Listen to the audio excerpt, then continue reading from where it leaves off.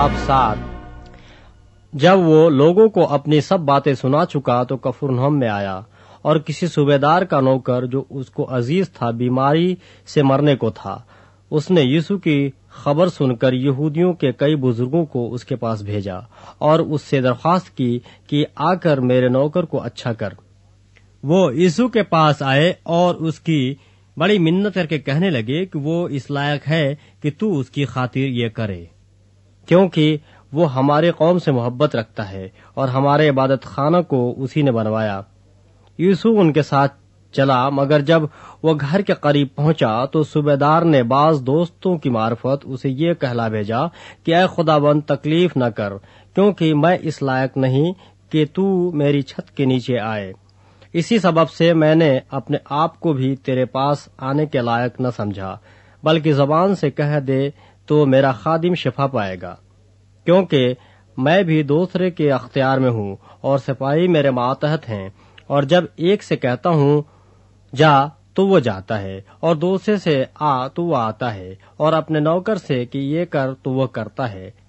यीशु ने ये सुनकर उस पर ताज्जुब किया और फिर कर उस भीड़ से जो उसके पीछे आती थी कहा, मैं तुमसे कहता हूँ कि मैंने ऐसा ईमान इसराइल में भी नहीं पाया।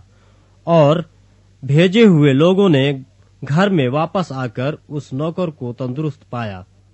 थोड़े अरसे के बाद ऐसा हुआ कि वो नाइन नाम एक शहर को गया और उसके शागिर्द और बहुत से लोग उसके हमरा थे। जब वो शहर के फाटक के नजदीक पहुंचा तो देखो एक मुर्दा को बाहर लिए जाते थे। वो अपनी माँ का इकलौता बेटा था और वो बेवा थी, और शहर के बहुतेरे लोग उसके साथ थे। उसे देखकर खुदाबंद को तरस आया और उससे कहा मत रो।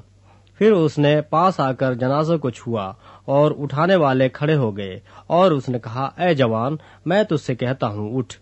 वो मुर्दा उठ बैठा और बोलने लगा, और उसने उसे उसकी माँ को सौंप दिया। और सब पर दहशत छा गई, और वो खुदा की तमजीद करके कहने लगे कि एक बड़ा नबी हम में बरपा हुआ है, और खुदा ने अपनी उम्मत पर तवज्जो की है। और उसकी निस्बत ये खबर सारे यहूदिया और तमाम गिरदनवा में फैल गई। और यूहन्ना को उसके शागिर्दों ने इन सब बातों की खबर दी। इस पर यूहन्ना ने अपने शागिर्दों में से 2 को बुलाकर खुदाबंद के पास ये पूछने को भेजा कि आने वाला तू ही है या हम दूसरे की राह देखें। उन्होंने उसके पास आकर कहा, यूहन्ना बपतिस्मा देने वाले ने हमें तेरे पास ये पूछने को भेजा है कि आने वाला तू ही है या हम दूसरे की राह देखें। उसी घड़ी उसने बहुतों को बीमारियों और आफतों और बुरी रूहों से निजात बख्शी और बहुत से अंधों को बीनाई अता की। उसने जवाब में उनसे कहा कि जो कुछ तुमने देखा और सुना है जाकर यूहन्ना से बयान करो कि अंधे देखते हैं, लंगड़े चलते फिरते हैं, कोढ़ी पाक साफ किए जाते हैं, बहरे सुनते हैं, मुर्दे जिंदा किए जाते हैं, गरीबों को खुशखबरी सुनाई जाती है, और मुबारक है वो जो मेरे सबब से ठोकर न खाए। जब यूहन्ना के कासिद चले गए तो यूसुफ यूहन्ना के हक में लोगों से कहने लगा कि तुम बयाबान में क्या देखने गए थे?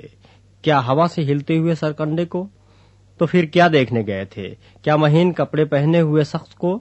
देखो, जो चमकदार पोशाक पहनते और ऐश व इशरत में रहते हैं वो बादशाही महलों में होते हैं।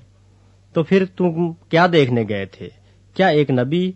हाँ, मैं तुमसे कहता हूँ, बल्कि नबी से बड़े को। ये वही है जिसकी बाबत लिखा है कि देख, मैं अपना पैगंबर तेरे आगे भेजता हूँ जो तेरी राह तेरे आगे तैयार करेगा। मैं तुमसे कहता हूँ कि जो औरतों से पैदा हुए हैं उनमें यूहन्ना बपतिस्मा देने वाले से कोई बड़ा नहीं, लेकिन जो खुदा की बादशाही में छोटा है वो उससे बड़ा है। और सब आम लोगों ने जब सुना तो उन्होंने और महसूल लेने वालों ने भी यूहन्ना का बपतिस्मा लेकर खुदा को रास्ताबाज मान लिया। मगर फरीसियों और शरअ के आलिमों ने उससे बपतिस्मा न लेकर खुदा के इरादे को अपनी निस्बत बातिल कर दिया। बस इस जमाने के आदमियों को मैं किससे तशबीह दूं, और वो किसकी मानिंद हैं? उन लड़कों की मानिंद हैं जो बाजार में बैठे हुए एक दूसरे को पुकार कर कहते हैं कि हमने तुम्हारे लिए बांसुरी बजाई और तुम न नाचे, हमने मातम किया और तुम न रोए। क्योंकि यूहन्ना बपतिस्मा देने वाला न तो रोटी खाता हुआ आया न मैं पीता हुआ, और तुम कहते हो कि उसमें बदरूह है। इब्न आदम खाता पीता आया और तुम कहते हो कि देखो खाओ, और शराबी आदमी महसूल लेने वालों और गुनहगारों का यार। لیکن حکمت اپنے سب لڑکوں کی طرف سے راست ثابت ہوئی۔ پھر کسی فریسی نے اس سے درخواست کی کہ میرے ساتھ کھانا کھا، پس وہ اس فریسی کے گھر جا کر کھانا کھانے بیٹھا۔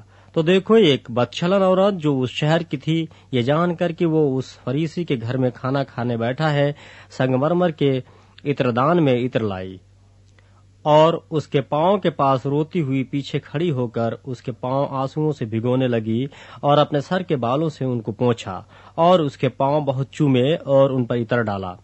اس کی دعوت کرنے والا فریسی یہ دیکھ کر اپنے جی میں کہنے لگا کہ اگر یہ شخص نبی ہوتا تو جانتا کہ جو اسے چھوتی ہے وہ کون اور کیسی عورت ہے، کیونکہ بدچلن ہے۔ یسوع نے جواب میں اس سے کہا، اے شمعون، مجھے تجھ سے کچھ کہنا ہے۔ اس نے کہا، اے استاد کہہ۔ کسی ساہوکار کے 2 قرضدار تھے، ایک 500 دینار کا، دوسرا 50 کا۔ جب ان کے پاس ادا کرنے کو کچھ نہ رہا تو اس نے دونوں کو بخش دیا۔ پس ان میں سے کون اس سے زیادہ محبت رکھے گا؟ شمعون نے جواب میں کہا، میری دانست میں وہ جسے اس نے زیادہ بخشا۔ اس نے اس سے کہا، تو نے ٹھیک فیصلہ کیا۔ اور اس عورت کی طرف پھر کر اس نے شمعون سے کہا، کیا تو اس عورت کو دیکھتا ہے؟ میں تیرے گھر میں آیا، تو نے میرے پاؤں دھونے کو پانی نہ دیا، مگر اس نے میرے پاؤں آنسوؤں سے بھگو دیے اور اپنے بالوں سے پونچھے۔ تو نے مجھ کو بوسہ نہ دیا، مگر اس نے جب سے میں آیا ہوں میرے پاؤں چومنا نہ چھوڑا۔ تو نے میرے سر میں تیل نہ ڈالا، مگر اس نے میرے پاؤں پر عطر ڈالا ہے۔